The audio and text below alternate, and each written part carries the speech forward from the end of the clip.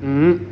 聆聽，聆聽話語內容，然後回答第1至第6題，將英文字母前面嘅圓圈塗黑。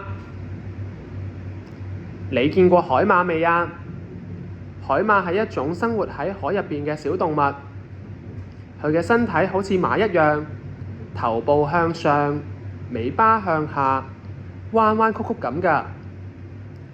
海馬嘅四肢細長，外皮有啲硬，就好似着咗盔甲一樣。佢嘅顏色有啲係黃色，有啲係橙色，有啲係深褐色，睇落去非常之獨特。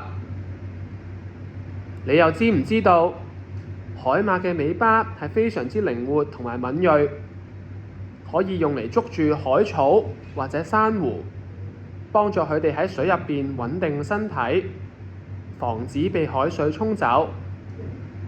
當海馬想休息嘅時候，佢會用尾巴捲住海草，好似靜止喺樹上面一樣，非常之有趣㗎。海馬游泳嘅方式都好特別，佢唔似其他魚一樣用尾巴擺動，而係用背上邊嘅小鰭快速拍動，慢慢喺水入邊移動。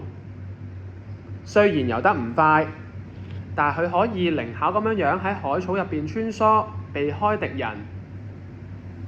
科學家研究海馬嘅尾巴同埋身體構造，發明咗一種可以靈活彎曲嘅機械臂。呢種嘅機械臂可以喺醫院入邊幫助醫生更加準確咁樣去完成手術，都可以用喺工廠入邊搬運小零件，非常之方便。原來海馬唔單止外形可愛，仲可以啟發人類發明新科技，令生活變得更安全、更方便。大自然真係太神奇啦！1. 海馬生活在什麼地方 ？A. 天空上 B. 海裡 C. 草地上 D. 陸地上。2. 以下哪個描述不符合話語內容 ？A. 海馬的尾巴向上，四肢短小。B. 海馬的身體像馬一樣。C. 海馬的四肢外皮有一點硬。D. 海馬的顏色非常獨特。3. 海馬想休息時，它會用尾巴做什麼 ？A. 捲住海草 B. 爬到樹上 C. 擋着陽光 D. 挖出洞穴。4. 以下哪個描述符合話語內容 ？A.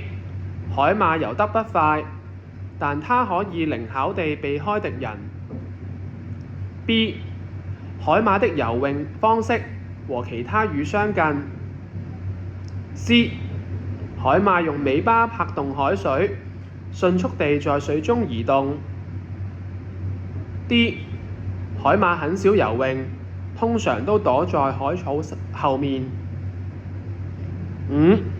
科學家研究海馬後發明了什麼 ？A. 口罩 B. 盔甲 C. 機械臂 D.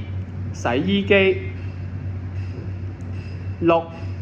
這個發明有什麼用途？答案可多於一項。A. 在醫生裏幫助醫生更準確地完成手術。B. 在學校可以幫助老師批改功課。C. 讓我們可以游泳游得更快。D. 在工廠裏可以幫忙搬運小零件。